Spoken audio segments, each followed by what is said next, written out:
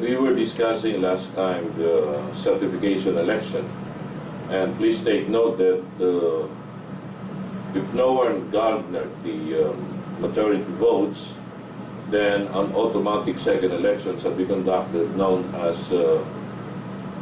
runoff election. Take note that a no union does not exist in a runoff election. So take note of this. Now, does 1 year bar rule apply in runoff election? To tell you frankly, 1 year bar rule or the certification year bar rule applies to all: voluntary recognition, consent election, certification election, and runoff election.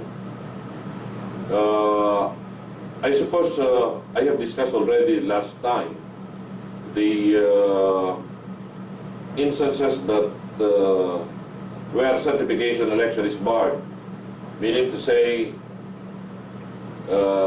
despite compliance with the 25% consent or subscription requirement, no certification election shall be conducted under the contract bar rule, 1 year bar rule, deadlock bar rule,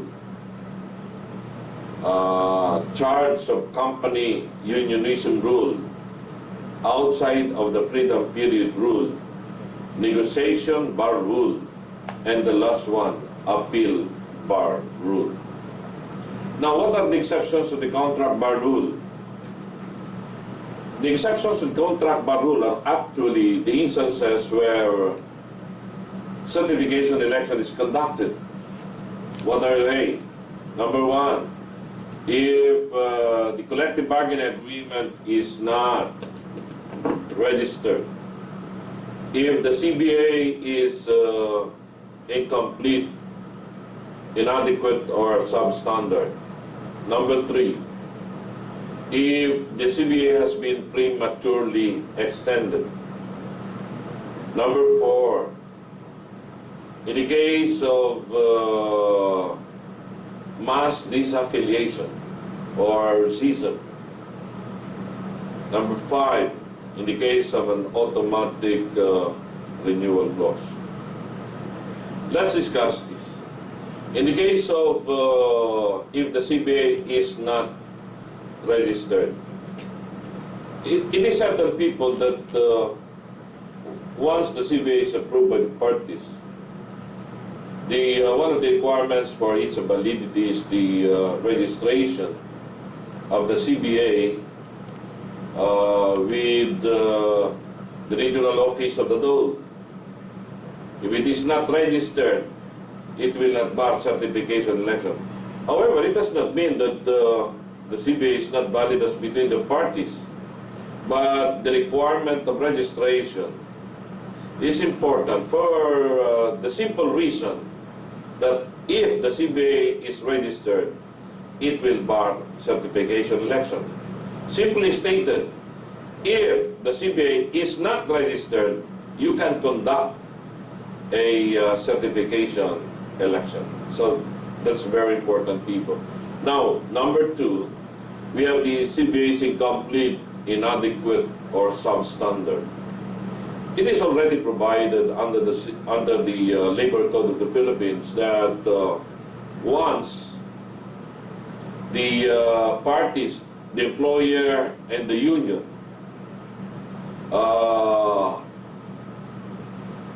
collude, or there was collusion between the parties because there was what we call an unholy alliance between the employer and the union negotiators or union officers, to the effect that the resulting CBA is incomplete, inadequate, or substandard. What do you mean by that? It simply means that the economic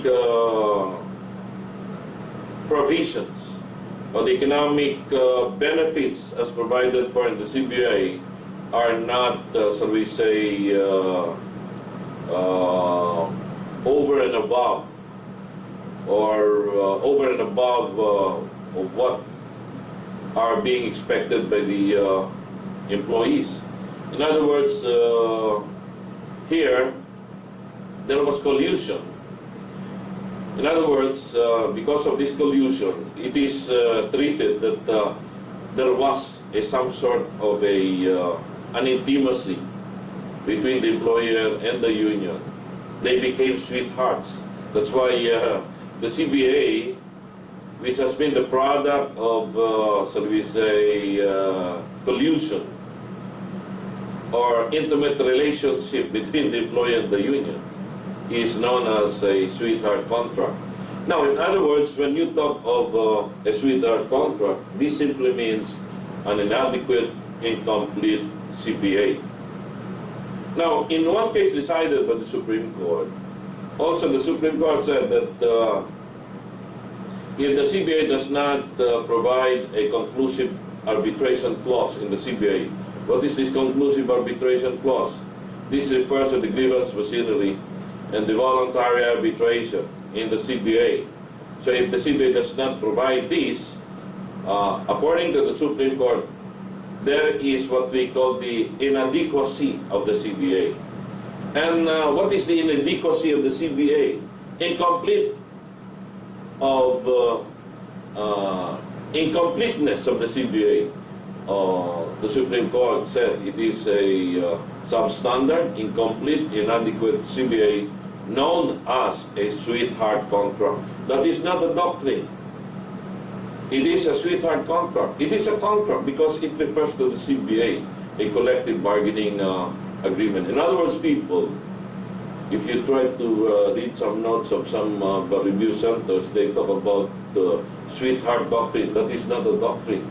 That is an incomplete CBA, which is a sweetheart contract. So take note of this, very important.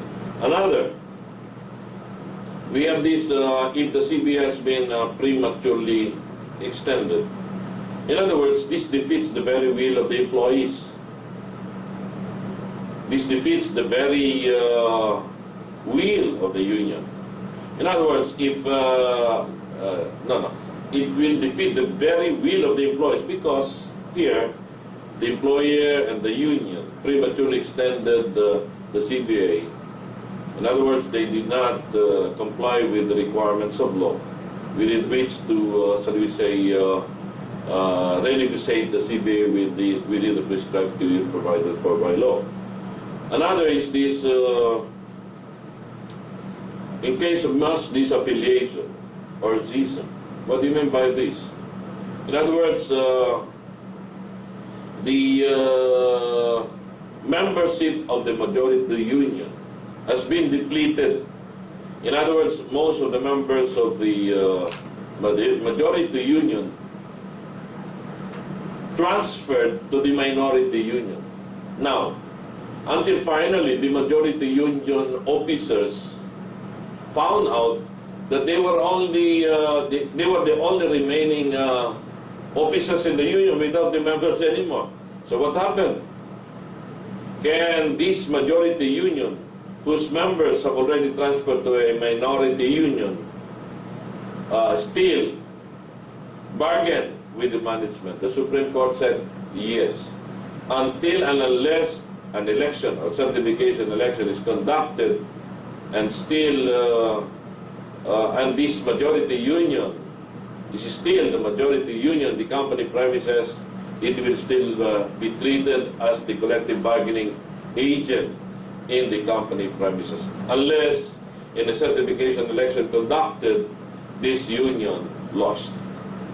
In other words, the minority union, where the members of the majority transferred, will now become the majority union in the event that this minority union wins in a certification election. Of course, in an automatic renewal clause, if a petition for certification election has been seasonably filed prior the expiration of the automatic renewal clause, then the certification election shall be conducted. So this is very important. People, you know now these modes of determining representation status and other legal effects thereof. Now we'll go to another area. We were actually discussing the legal effects of registration. So number one, the right of representation, the right to be certified as the bargaining agent in the company premises. Number three, the right to sue and be sued in its registered name. The union can be a complainant in both civil and criminal cases. Of course, it cannot be a respondent in a criminal case except in the case of union officers who will be liable criminally. Take note of this, very important. Another, the right to own property. There are big unions or federations that own buildings, they own, shall we say, economic enterprises, etc., and so on and so forth. In this particular case, a big union or a union may be an employer as to their employees. But as a general rule, a union cannot be an employer. But as to its employees, it is an employer. So take note of this. That's why in the case of an employer that, shall we say, manages or supervises an economic enterprise, say for instance a grocery store or a supermarket, as the case may be. Of course, the employees in that particular economic enterprise are treated as employees of such union or federation, as the case may be. All right. In the case of the right to tax exemption, in order to erase any semblance of mendicancy of the union, and in order to make them as a strong, democratically strong partner in national building, it is now a policy of the government to make this union be freed or be exempted from payment of taxes. However, for purposes of monitoring the donations to these unions or federations, the case may be, especially foreign donations, this should be, shall we say, communicated, or the Department of Labor and Employment shall be notified thereof. Now, another, the right to engage in activities that redound to the welfare of the members. Can the union engage in a cooperativism? Yes. Can the union engage in, shall we say, a housing program for its members? Yes. Can the union deploy its own members to its counterpart union abroad? Yes. But of course, it should secure an authority from the Department of Labor for purposes of deployment. Otherwise, the union will be liable for illegal recruitment. This was given in the bar already. Now, the right to be copy furnished with an audited financial statement. Take note, people, that in the case of the right to be copy furnished with an audited financial statement furnished by the employer, this audited financial statement shall be audited by an external, independent, credible auditor. In other words, the law requires an independent, external, credible auditor, not a company auditor. Otherwise, the audit finding would be treated as self-serving audit finding. That's why the law contemplates external, independent, credible audit finding conducted by an external auditor, not a company auditor. So take note of this, very, very important. So these are actually the legal effects of registration, which are actually the rights of the union. Now, let's go further. In the case of a federation, national union, local unions, chartered locals or local chapters, take note that for purposes of certification election, a federation can file a petition for certification election in behalf of its members. A local union, independent union, can also file a petition for certification election. In other words, a registered local independent union, a registered federation. Now, question. May a non-registered union file a petition for certification election? As a general rule, no. However, there was an exception provided for under the new law.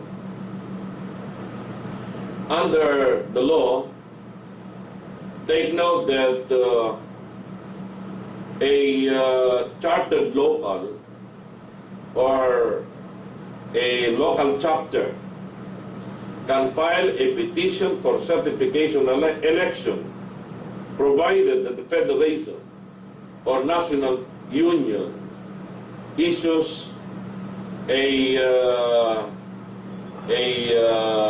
charter certificate to such local chapter or chartered local, only for purposes of certification election. Take note of that. Only for purposes of certification election. In other words, from this provision of the law, there are two types of union. One that assumes or acquires full legal personality, and the other one that has a partial, incomplete personality. A registered union having a complete, full legal personality, in the case of a local chapter, which is not registered but issued a charter certificate, has a partial, incomplete legal personality. What it can do only is to file a petition for certification election. Other than that, no more. So take note of this. This might be given in the bar this year. Now, in the case of a situation where in a rank and file union there are supervisors, well, take note that under the law, supervisors can form a supervisory union. Rank and file members or employees can form a rank and file union. Now, it so happened that in a rank and file union, there are supervisors. Does it mean to say that in a rank and file union, where there are supervisors, there is a need for any petition or motion in order to dismember or disaffiliate the supervisors from this rank and file union? The law says no more, because under the law, these supervisors are deemed excluded by operation of law. Take note, they are deemed excluded by operation of law. Also, in a supervisory union where there are rank and file employees, same rule applies. They are also deemed excluded by operation of law. In other words, the principle of commingling does not apply here. But incidentally, may I discuss to you or explain to you one area under the law where the rank and file union and supervisory union belonging to the same company can join the same federation.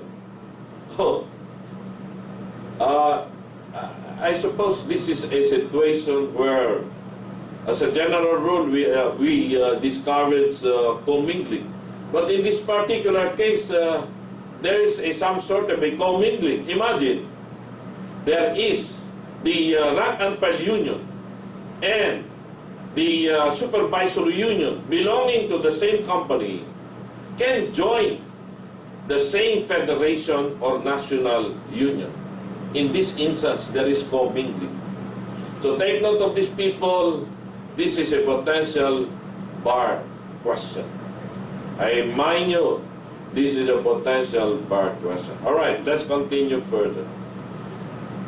Now, actually, this is an overview of the Labor Code of the Philippines. And we are still actually on the provisions of the Constitution. And I suppose we have already taken up substantially the areas of the bar question, the fertile areas of the bar question. Now, let's continue further. So we were discussing this right to form of association in relation to the right to self-organization on the part of the government employees pursuant to Article 9B, Section 2, Number 5. The right to self-organization shall not be denied to government employees. So they can unionize, but they cannot bargain collectively. But in lieu of collective bargaining, government employees have the right to collective negotiations. In the private sector, collective bargaining agreement. In the government sector, collective negotiations agreement or collective negotiation agreement. So take note of these people. All right. Well, under Article 180, under Executive Order 180, what are the matters subject of collective negotiations by government unions? Or those matters that are not subject to collective negotiations. Those that are not subject, because if you do know those that are not subject, then the other areas can be subject.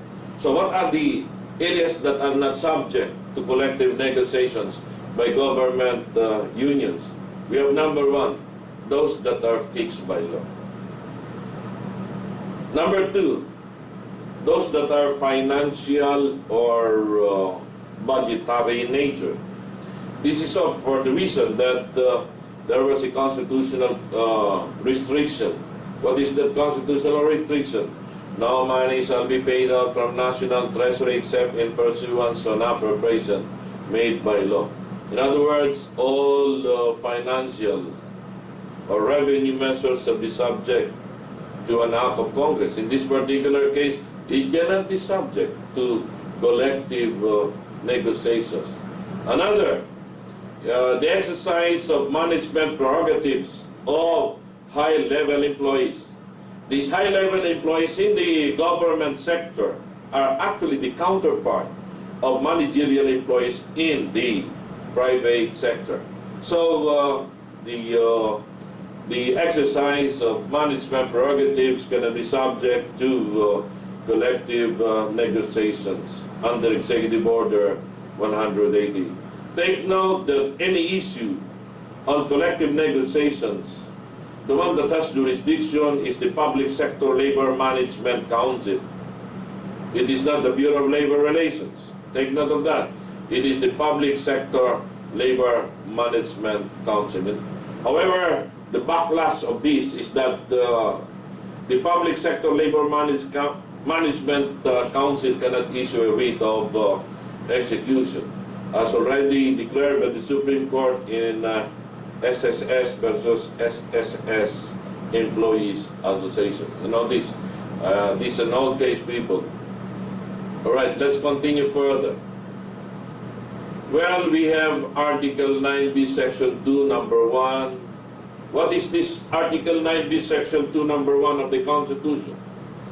This is actually the scope of civil service. The civil service embraces all branches, subdivisions, agencies, instrumentalities of the government, including government-owned and controlled corporations with original charters. In other words, there are two types of government corporations. One with original charter and the other one without original charter. In determining the manner of creation of government corporations, this is known as the original charter test, or otherwise known as the manner of creation test. Take note of these people, very important. Now, in the case of government corporations with original charter, take note, people, that this is governed, terms and conditions of employment are governed, shall I say, by the Civil Service Law, PD 807 as amended. On the other hand, as already declared by the Supreme Court in Lumanta versus NLRC, National Service Corporation versus NLRC, Light Rail Transport Authority versus Venus, the Supreme Court said the terms and conditions of employment of employees in government corporations without original charter, the governing law is the Labor Code of the Philippines. In other words, applying this doctrine, manner of creation test, the original charter test. Although as a general rule, government employees cannot stage a strike, by way of exception, take note, by way of exception, government employees can stage a strike.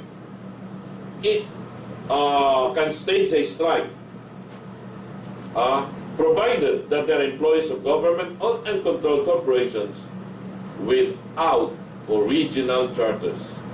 What is government corporation without original charter? That is otherwise known as a subsidiary, or what we call a corporate offspring. Corporate offspring o corporate offspring. Baka hindi nyo maintindihan. Corporate offspring.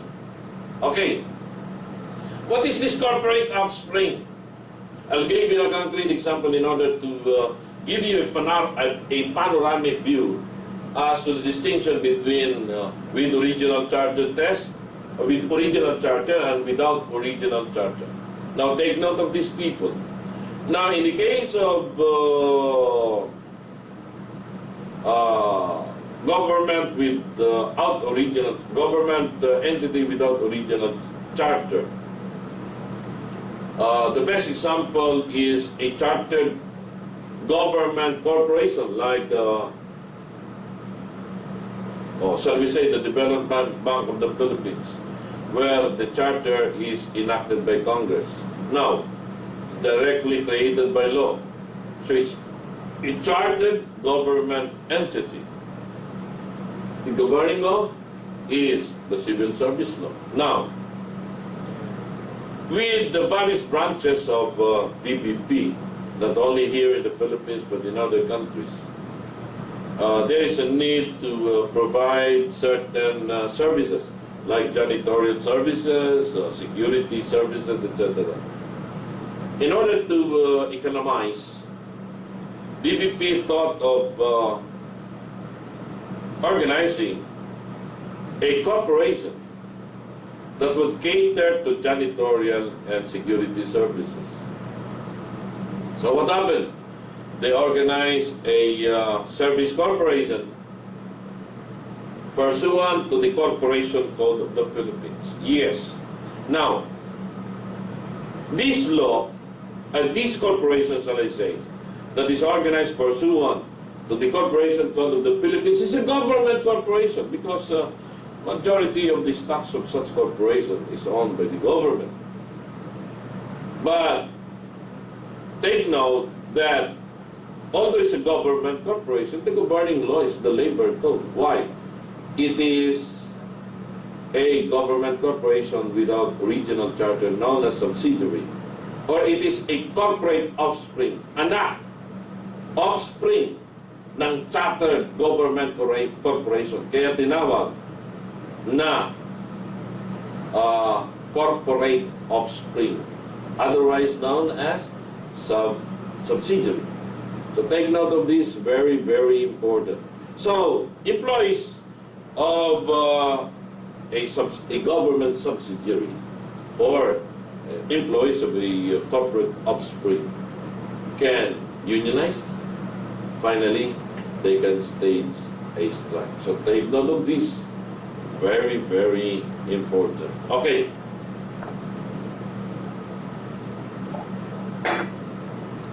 Another area.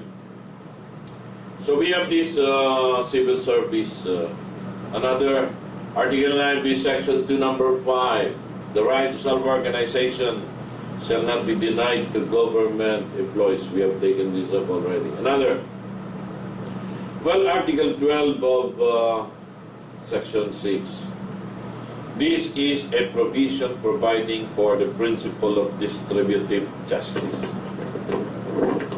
The principle of distributive justice.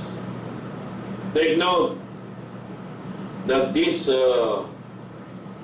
provision of the Constitution is self-explanatory. It simply says, the right to property bears a social function, and all economic agents thereof shall be geared towards the promotion of the common good in accord with distributive justice. This is the very essence of eminent domain people. But what is important is that it has assumed a new title, a new concept. No, not a new concept, but it's a new title. Principle of distributive justice, which simply means that if a person does not have an absolute right to be over his property, because the same can be, shall we say, regulated by state. So the state can regulate the acquisition, ownership, use, disposition, enjoyment of private property, and equitably diffused property, ownership, and profits. In accord with what? The principle of distributive justice. The best example here is the agrarian reform program, the government, where landed estates are distributed to the landless tenants. And this is now what we call a revolutionary policy of the government in giving lands to the landless pursuant to the comprehensive agrarian reform law. And of course, this is the best example of what we call this principle of distributive justice. Hindi pa yan binibigay sa bar.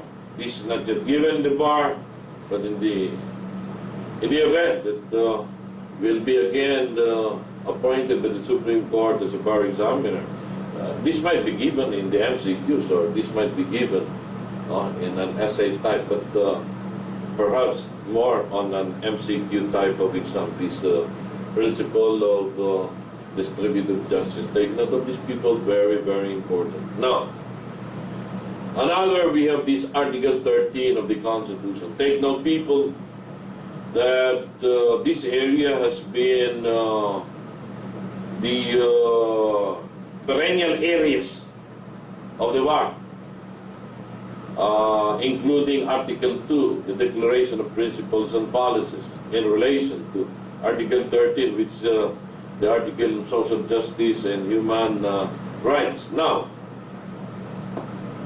take note that aside from those constitutional rights of workers under what we call Article 2, those that are provided for under Article 3 of the Constitution, there are additional constitutional rights of a worker. Some of them were also mentioned in other areas of the Constitution. Now, what are these constitutional rights of a worker under Article 13, which are the usually given areas of the bar? I have given this in 2008. One of them I gave this principle of shared responsibility, or this principle of co-determination, or the principle of co-determination. All right. Or the principle of shared responsibility.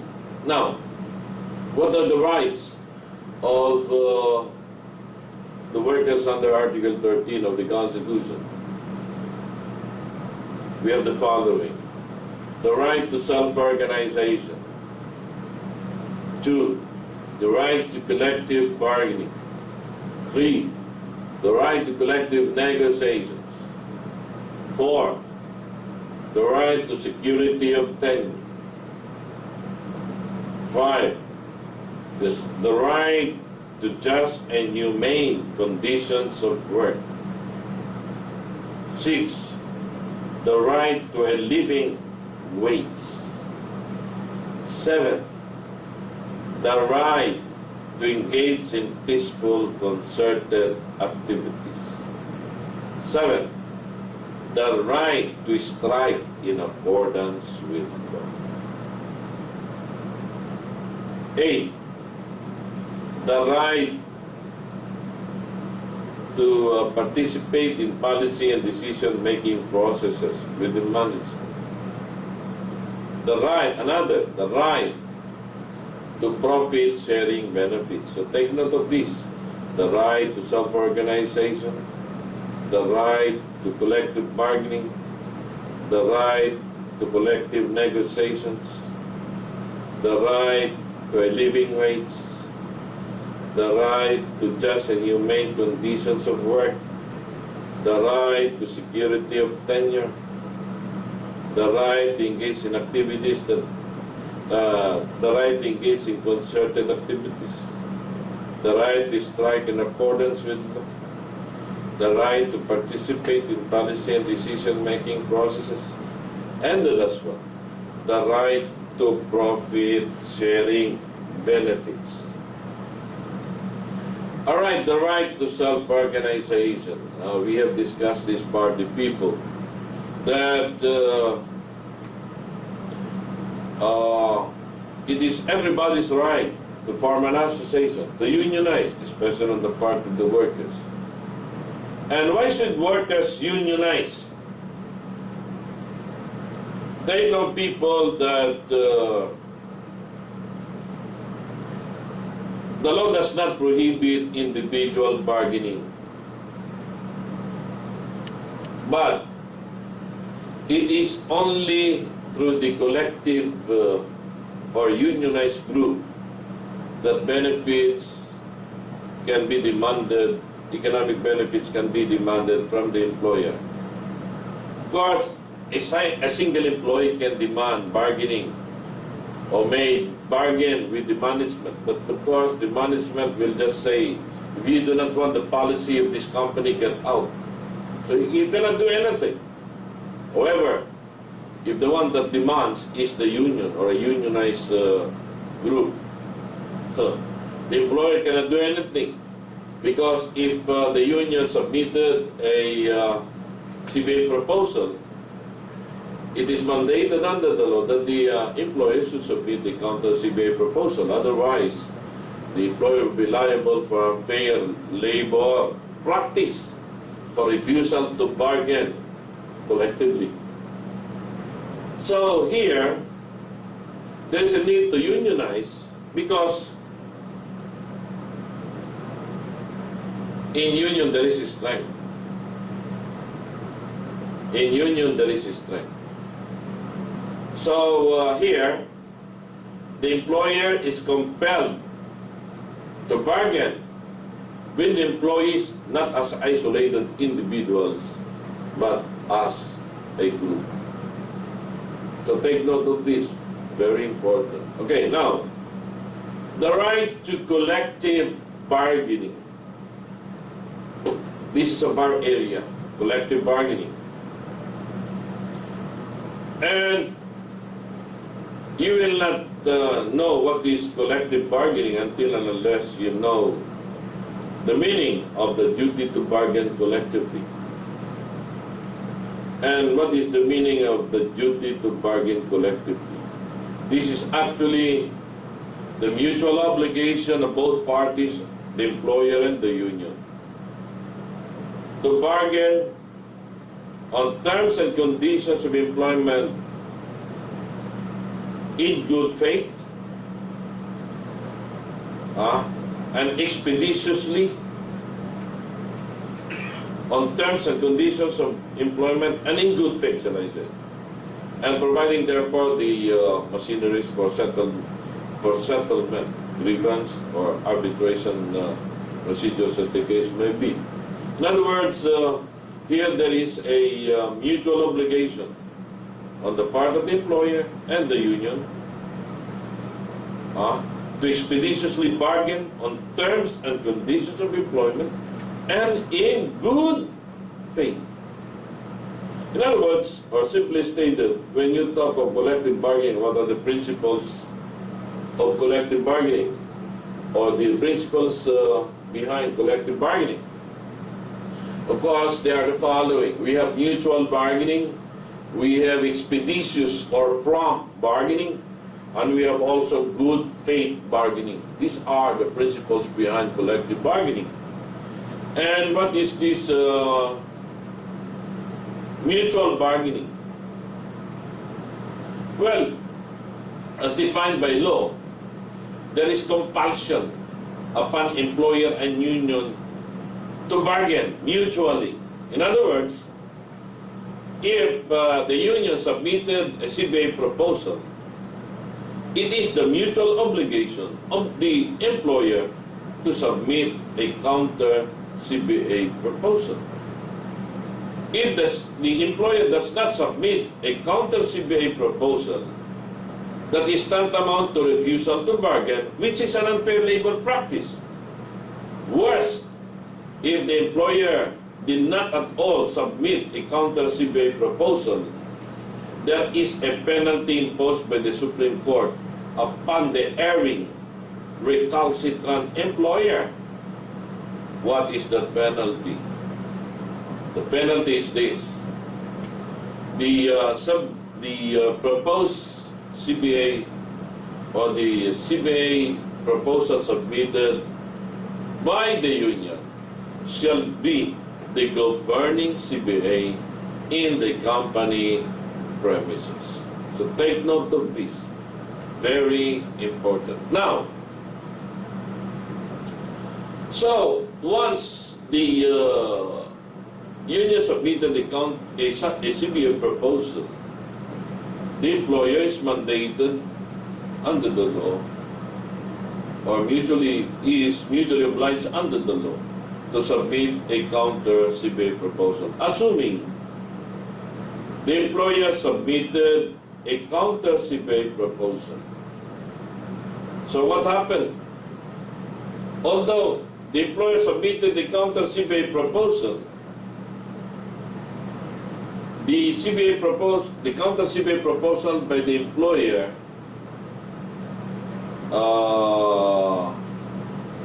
was submitted to the union, but with an advice, or yes, with an advice of the employer to the union that here is our CBA proposal, counter CBA proposal, take it or leave it. In other words, the employer here bargains on a take it or leave it, known as a take it or leave it bargaining. Is there an unfair labor practice committed by the employer? The Supreme Court said yes. Why? Because here the employer is bargaining not in good faith. Why? Take it or leave it bargaining, according to the Supreme Court, is a violation of good faith bargaining. Actually, this malpractice in bargaining process is initiated by Mr. Lemuel R. Bolware, one-time officer of the General Electric Company of the United States of America, who initiated this take it or leave it bargaining tactic or technique. But this malpractice was named after him. It's Bolwareism. Boulwareism. But if you try to read some notes of some review centers, they have misspelled this Bolwareism without an E. It should be with E, because the root word is Bolware. It's the family name of Mr. Lemuel R. Bolware. Kaya tinawag na Bolwareism. Take it or leave it bargaining, which is a violation of good faith bargaining. So take note of these principles. Beyond collective bargaining, what are they again?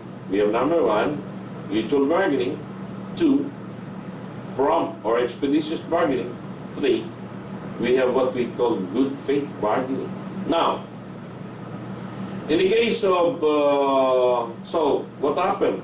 Assuming that the employer submitted a counter CBA proposal, so the process, the bargaining process is going on. So there are scheduled, shall we say, collective bargaining meetings or conferences for the purpose of, bargaining on economic issues and non-economic issues as the case may be. But in the meantime, although there were scheduled meetings on bargaining issues, bargaining, shall we say, provisions, shall I say, the employer makes it hard for the union to bargain because the employer employs dilatory tactics. For example, the employer dilly-dallies, the employer procrastinates, keeps on postponing the bargaining schedules. Well, the employer said, "Oh, our negotiating team or negotiating agent cannot come because etc. and so on and so forth." So they delay the bargaining process. In other words, from the overt acts of the employer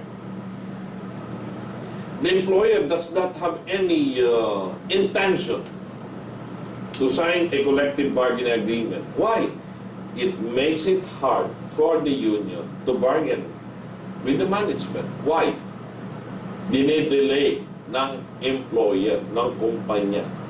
Bakit? Because the company has no intention of signing a collective bargaining agreement with the union.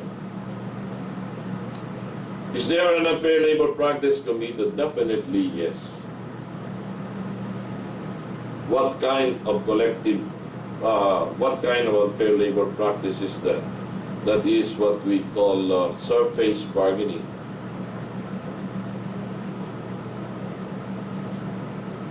Surface bargaining. So take note of this surface. This was given in the part already. Okay. Assuming that of course, the CBA proposal submitted by the union contains some economic proposals. But sometimes the union officers do not consider at all the financial condition or financial situation of the employer or the company. That sometimes they demand some economic concessions that are beyond the economic capacity or economic reach, R-E-A-C-H, economic reach of the company.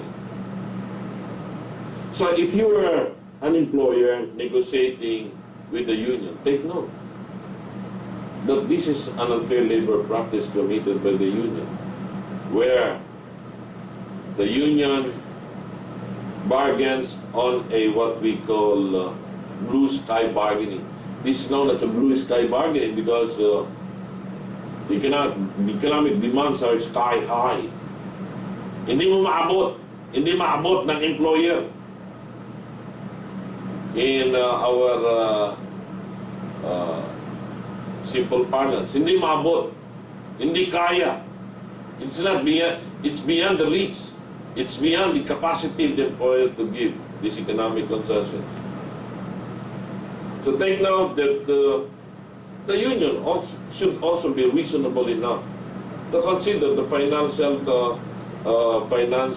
condition or capacity of the employer. That's why the best guideline of the union to bargain with the management is the audited financial statement of the employer. And this audited financial statement of the employer shall be prepared by a credible external auditor. So the union should also be reasonable enough to consider the economic situation of the company. Otherwise, it can also likewise be liable for an unfair labor practice because the union bargains on what we call blue sky bargaining. So take note of this. Very, very important. Now, another area on collective bargaining, take note of this. This was given in the bar several times already. During the bargaining process, the employer sold the stocks of the corporation or shares of stocks of the corporation to dummies or dummy corporation, as the case may be. Or during the bargaining process, the employer transferred its operation from one area to another area, transferred the equipment from one area to another area. In other words, it transferred its operation. So when the bargaining schedule comes, the union were surprised that they cannot bargain with the management because the management is nowhere to be found. In other words, here, the employer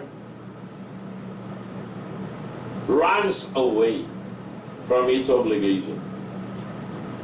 Runs away. You know now. The employer runs away.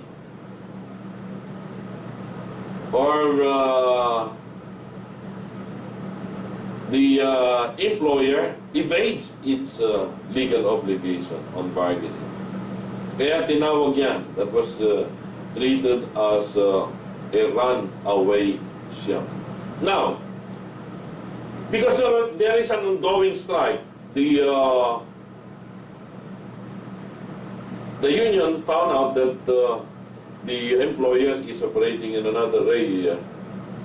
So the union struck. They staged a strike in this area where the employer transferred. Now question, can the union validly strike or stage a strike in the area where the employer transferred? Definitely yes. What would be your legal anchor? Your legal anchor is simple. Take note that the strike area includes runaway ship. Repeat, strike area includes runaway ship. So take note of this. Okay, so you know now this collective bargaining on the part of the employees in the private sector, in the government sector. We have these collective negotiations, which is a new labor law parlance instituted, embedded under the 1987 Constitution. Another, the right to collective bargaining, the right to security of tenure. You know, all employees, regardless of their status, are entitled to security of tenure. Even casual employees, probationary employees, fixed-term employees, and others, they are entitled to the security of tenure clause of the Constitution. Take note that the security of tenure does not confine only to illegal dismissal, constructive dismissal. It is also it also includes unwarranted demotion or diminution of benefits or diminution of salaries or wages, as the case may be. So take note of the security of tenure. Simply means that no employee should be dismissed except for causes provided by law. So we have the just causes and the authorized causes provided for by law. All right. Now, the right to security of tenure, another is the right to just and humane conditions of work. It is the obligation of the employer to provide conducive working conditions to the workers. Aside from those that are provided for under the Labor Code on the economic benefits, the right to an 8-hour work, the right to no overtime pay, the right to premium pay, the right to service incentive leave pay, the right to differential payment, the right to portal pay, and others. The right to have conducive working conditions. Let me explain this area. Because the right to just and human conditions of work include some principles on social legislation. Take note, people, that if a worker is injured because the employer did not provide safety equipment, safety materials, or he did not provide the conducive working condition, the employer is liable under the law. There are principles involved here, such as in the case of off-premise injuries, there's no problem. Off-premise injuries, all right. In the case of on-premise injuries, say for instance, it is a worker. So the employer did not provide a conducive working condition. Imagine the employer does not provide any, shall we say, an area where the employees or workers can relieve themselves. Such as what? A comfort room. So in the working area, there is no comfort room. Perhaps it's a building. The comfort room was located in the 10th floor. But in the ground floor and other areas in the ground floor, there is no comfort room. So if you wanted to urinate, you have to ascend 10th floor and relieve yourself. Urinate there. So why go there now? So some workers just urinate in some corners of the area in the ground floor. So what happened? In the case of women workers, it's very hard. Imagine that. They cannot just relieve themselves in an area where it is exposed to the, shall we say, prying eyes of the male workers. Imagine. They have to use an umbrella to cover themselves.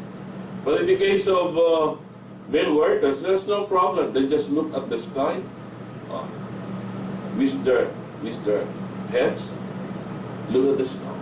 It's finished. Not knowing that while relieving themselves in one corner of the area, in the ground floor, in one corner of the solar or the corral, there are tall grasses. It so happened that this is a fertile area of some venomous snakes like a cobra. So there was a cobra while relieving himself. Look at the sky, not knowing that there was a cobra. The real cobra thought it is being attacked by another cobra. Oh, imagine. So what happened? He sustained an injury because, you know what happened? He was rushed to the hospital. Now, is the injury, or shall we say the resulting injury or death, as the case may be, compensable under these circumstances? Yes. Under what principle in social legislation? This is the principle of ministration. The principle of ministration, not menstruation. Principle of ministration. It comes from the root word minister. It ministers personal comfort and convenience to the human body. That's why principle of ministration is otherwise known as personal comfort doctrine.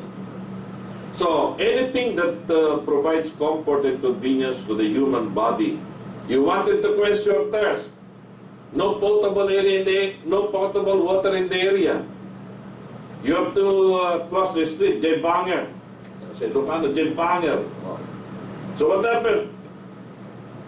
Well, crossing the street, run over by speeding jeepney, causing injury.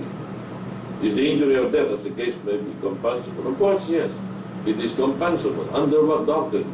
Principle of administration, or the principle or the personal comfort doctrine. Take note of this. It was given in the bar last year.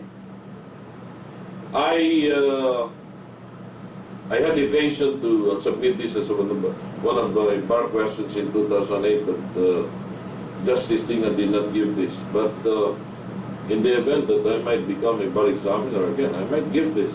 So take note of this. You have already a tip. It might be given in the future bar. So take note of these people. Very, very important. All right, another.